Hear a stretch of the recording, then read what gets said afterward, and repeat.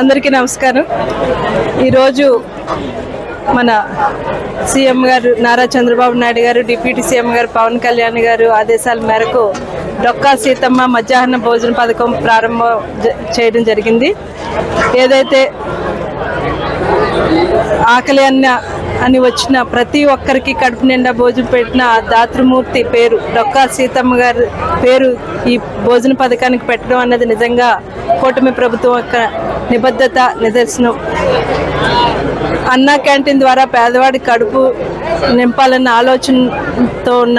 ఆలోచనతో ముందుకు వెళ్తున్న మా ప్రభుత్వం మరొక్కసారి ఇది మంచి ప్రభుత్వం అని నిరూపించుకునేలాగా ఈ డొక్కా సీతమ్మ మధ్యాహ్న భోజన పథకం ప్రారంభించడం జరిగింది।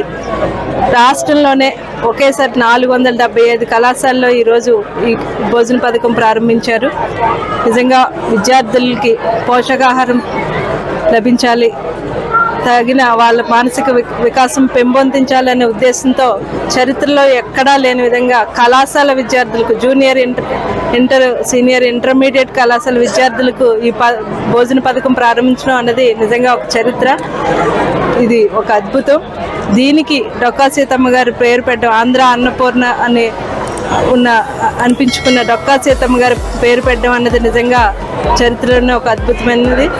దీని సందర్భంగా మన సీఎం గారు చంద్రబాబు నాయుడు గారికి, డిప్యూటీ సీఎం పవన్ కళ్యాణ్ గారికి సందర్భంగా కృతజ్ఞతలు తెలియజేసుకుంటూ ఈ భోజన పథకాన్ని ప్రతి ఒక్క విద్యార్థులు స్వీకరించి వారి మానసిక వికాసాన్ని పొందించి ఇంకొక ముఖ్య ఉద్దేశం సహపంక్తి భోజనం చేయడం వల్ల విద్యార్థుల్లో సోదరభావం స్నేహభావం పెరుగుతుందనే ఉద్దేశంతో కూడా ఈ పథకాన్ని ప్రారంభించడం జరిగింది। వీటిలన్నిటిని వారు సద్వినియోగం చేసుకుని ఉన్నత స్థాయికి ఎదగాలని మనస్ఫూర్తిగా కోరుకుంటూ మరొక్కసారి ఈ కూటమి ప్రభుత్వం ఒక మంచి ప్రభుత్వం, ఏదైతే ప్రజలకి ఇచ్చిన హామీల్ని ఒక్కొక్కటిగా నిలబెట్టుకుంటూ ముందుకు వెళ్తూ రాష్ట్ర అభివృద్ధి సంక్షేమాన్ని రెండింటిని కూడా సమాంతరంగా ముందుకు తీసుకెళ్లడంలో మా కూటమి ప్రభుత్వం నిరూపించుకుందని ఈ సందర్భంగా మరొకసారి వారికి ధన్యవాదాలు తెలియజేసుకుంటూ సెలవు